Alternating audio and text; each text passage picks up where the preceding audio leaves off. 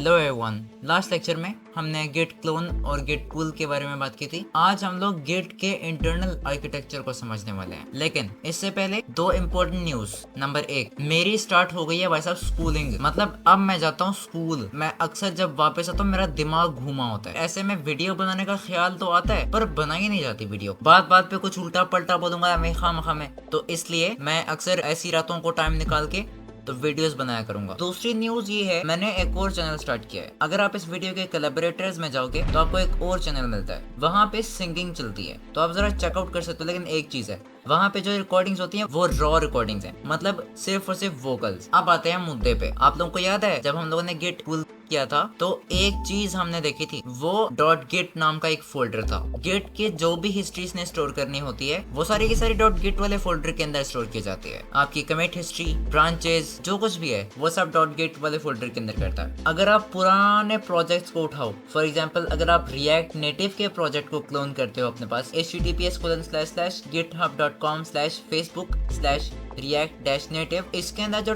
.git का folder है 2000 MB से कम का नहीं होगा। चेक कर लो खुद क्लोन करके। लेकिन एक और चीज भी है, क्लोन करने में इसने ठीक ठाक टाइम लगाना है। कोई 1-1.5 GB तक का प्रोजेक्ट तो होगा, कम से कम 500 MB की रिपोजिटरी तो है ये। गिट का जो आर्किटेक्चर होता है इसके अंदर 3 पार्ट्स हैं। सबसे पहले है हमारा current working directory, for example c:\projects/android/android-templates। ये है हमारी CWD, मतलब करंट वर्किंग डायरेक्टरी। जिस डायरेक्टरी के अंदर हम लोग काम कर रहे हैं वो। बाय डिफॉल्ट जब आप CWD में कोई चेंज करते हो, गिट को सही से नहीं पता कि आपने ये किया क्या है। ऐसी सूरत हाल में आपने इसे आगे लेके आना होता है। Nextly we have staging area. CWD में चेंजेस करने के बाद आप अपनी चेंजेस को स्टेजिंग एरिया के अंदर लेके आते हो। इसको ट्रैक्ड और अनट्रैक्ड वाली स्टेट भी कहते हैं। मतलब जब आपकी चेंजेस सिर्फ CWD में होती हैं तो वो होती हैं अनट्रैक्ड, और जब वो चेंजेस स्टेजिंग एरिया में आ जाती हैं तब वो ट्रैक्ड हो जाती हैं। स्टेजिंग एरिया में लेके आने के लिए ना गिट ऐड कमांड का यूज होता है। जब आप गिट ऐड रन करते हो तो आपकी चेंजेस स्टेजिंग एरिया में चली जाती हैं। फिर उसके बाद जब आप गिट कमिट वाली कमांड को चलाते हो तो वो चेंजेस स्टेजिंग एरिया से चल के रिपोजिटरी के अंदर चली जाती हैं। लेकिन एक चीज, ये जो आर्किटेक्चर है ये सिर्फ लोकली काम करता है। रिमोट पे जो होता है ना, रिमोट आपका गिटहब हो सकता है, गिट लैब हो सकता है, बिटबकेट हो सकता है, कोई कस्टम प्रोवाइडर भी हो सकता है।